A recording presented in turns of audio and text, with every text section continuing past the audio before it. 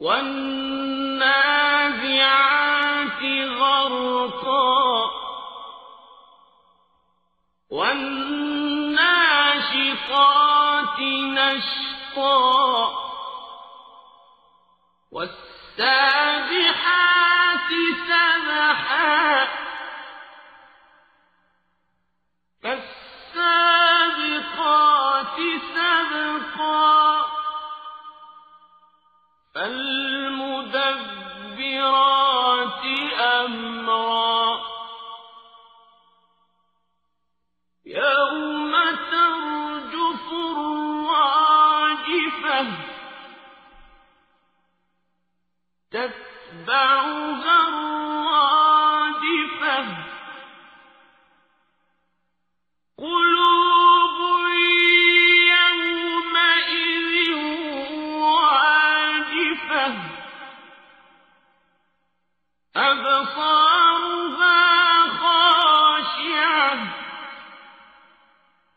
يَقُولُونَ أَإِنَّا لَمَرْدُودُونَ فِي الْحَافِرَةِ أَإِذَا كُنَّا عِظَامًا نَخِرَةً قَالُوا تِلْكَ إِذًا كَرَّةٌ خَاسِرَةٌ فَإِنَّمَا هِيَ زَجْرَةٌ وَاحِدَةٌ فَإِذَا هُم بِالسَّاهِرَةِ هَلْ أَتَاكَ حَدِيثُ مُوسَىٰ إِذْ نَادَاهُ رَبُّهُ بِالْوَادِ الْمُقَدَّسِ طُوًى اذْهَبْ إِلَىٰ فِرْعَوْنَ إِنَّهُ طَغَىٰ فَقُلْ هَل لَّكَ إِلَىٰ أَن تَزَكَّىٰ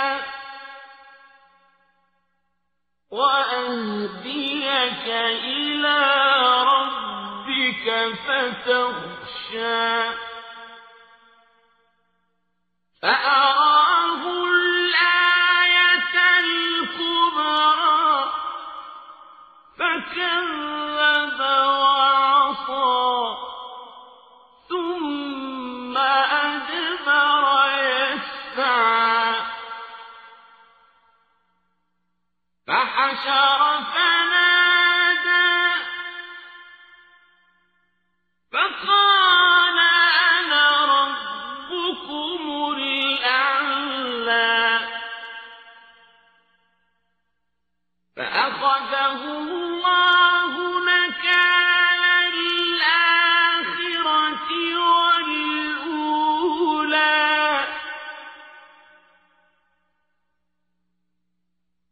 إِنَّ فِي ذَٰلِكَ لَعِبْرَةً لِّمَن يَخْشَىٰ. Sura An-Nazi'at, ang mga humuhugot. Sa ngalan ng Ala, ang mahabagin, ang maawain. Isinusumpa ko sa mga anghel na humuhugot sa kaluluwa ng mga kafir at makasalanan ng marahas o mapusok.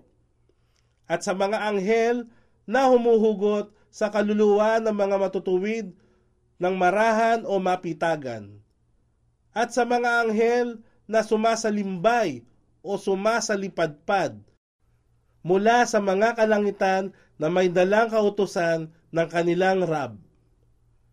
Sumasalimbay o sumasalipadpad. Ito ay salitang pinakamalapit o angkop sa salitang Arabic na maaring gamitin at ang Ala ang higit na nakakaalam. At sa mga anghel na matuling naguunahan na tila nagpapaligsa sa pagtakbo. at sa mga anghel na nagsasaayos upang tuparin ang mga kautusan ng kanilang Raab, kaya katotohanan kayong kafirun na tatawagin upang managot. Sa araw na yaon, kung ang unang pag-ihip ng tambuli ay ihudyat, ang kalupaan at mga kabundukan ay mayayanig ng buong sindak at ang lahat ay mamamatay. Ito ay muling susundan ng mga pagyanig at ihipan sa ikalawang pagkakataon.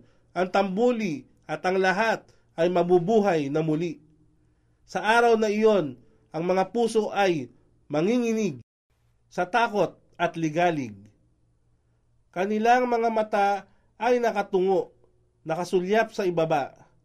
Sila ay nagsabi, tunay nga ba na tayo ay ibabalik na muli sa dati nating buhay? Kahit ba kami ay may mga kalansay na nagkalansag-lansag na? Sila ay nagsabi, magkagayon, ito ay isang pagbabalik na may kasamang kawalan. Ngunit sa isang sigaw o isang ihip lamang at pagmasdan, kanilang matatagpuan ang kanilang mga sarili sa balat ng lupa na buhay pagkaraan ng kanilang kamatayan. Nakarating na ba sa iyo ang kasaysayan ni Musa, Moises?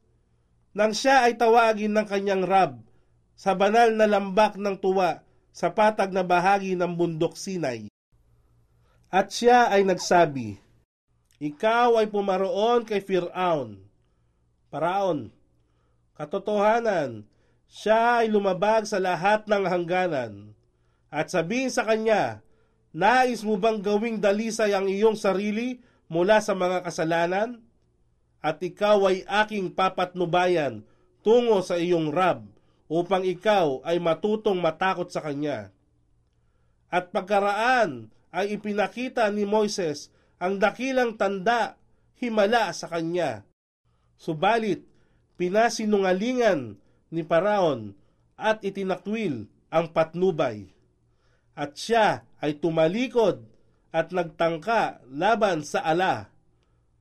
Pagkaraay, tinipon niya ang kanyang mga tauhan at hayagang nanawagan na nagsabing, ako ang iyong Panginoon at ang kataas-taasan.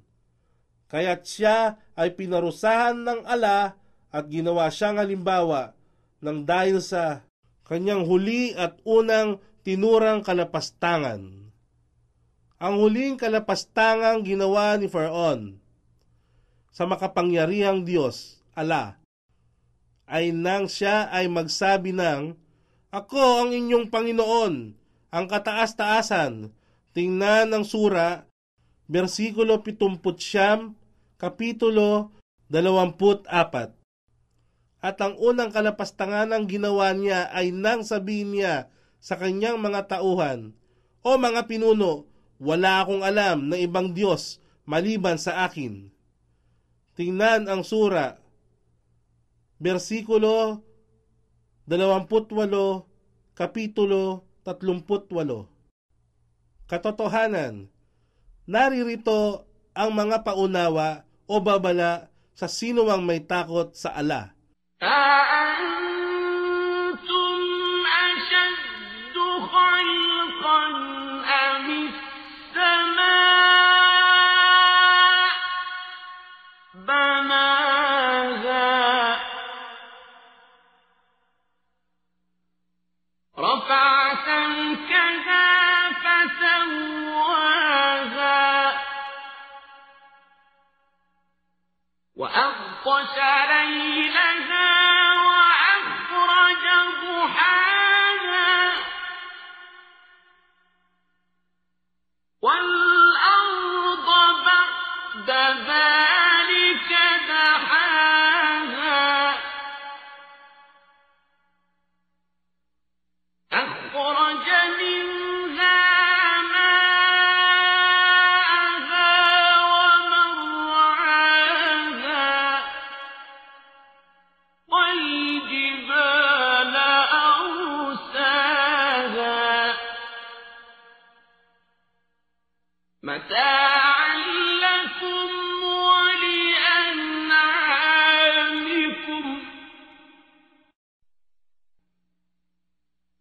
فإذا جاءت الطامة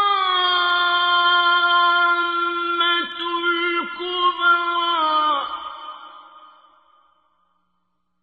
يوم يتذكر الإنسان ما سعى وبرزت الجحيم لمن يرى فأما من طغى وآثر الحياة الدنيا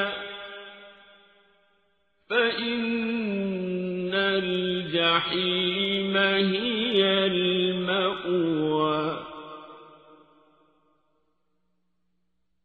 وأما من خاف مقام ربه ونهى النفس عن الهوى فإن الجنة هي المأوى يسألونك عن الساعة أيان مرساها فيما أنت من ذكراها إلى ربك منتهاها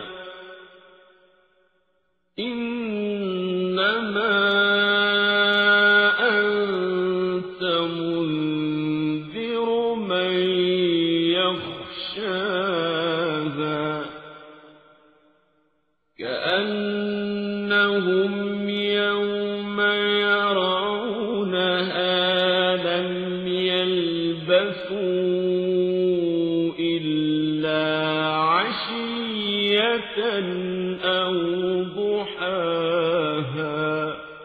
Kayo ba na tao ay higit na mahirap likain o ang kalangitan ng kanyang itinayo? Itinayo niya ito sa tama at takmang sukat na taas at kanyang isinaayos at ginawang ganap ang pagkakalikha niya rito.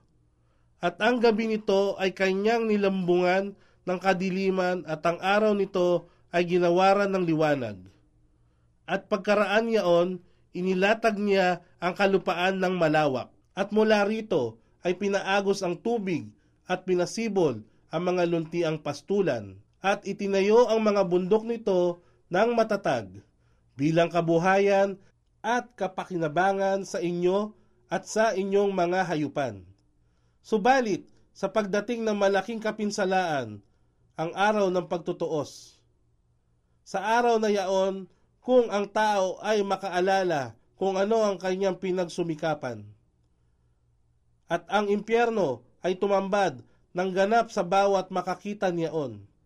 Kaya't sino man ang nagmalabis sa hangganan ng pagsuway, kawalan ng pananampalataya at kasamaan, at higit na pinili ang buhay sa mundong ito sa pamamagitan ng pagsunod sa kanyang masamang pagnanasa at hangarin.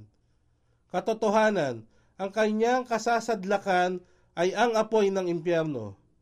Ngunit sa sino mang may takot sa kanyang pakikipagharap sa kanyang raab at pagtimpi ng kanyang sarili laban sa mga masasamang pagnanasa at hangarin. Katotohanan, ang kanyang hantungan ay ang paraiso. Sila ay nagtatanong sa iyo, O Muhammad, hinggil sa oras, ang araw ng paghuhukom, kailan nga ba darating ang itinakdang panahon?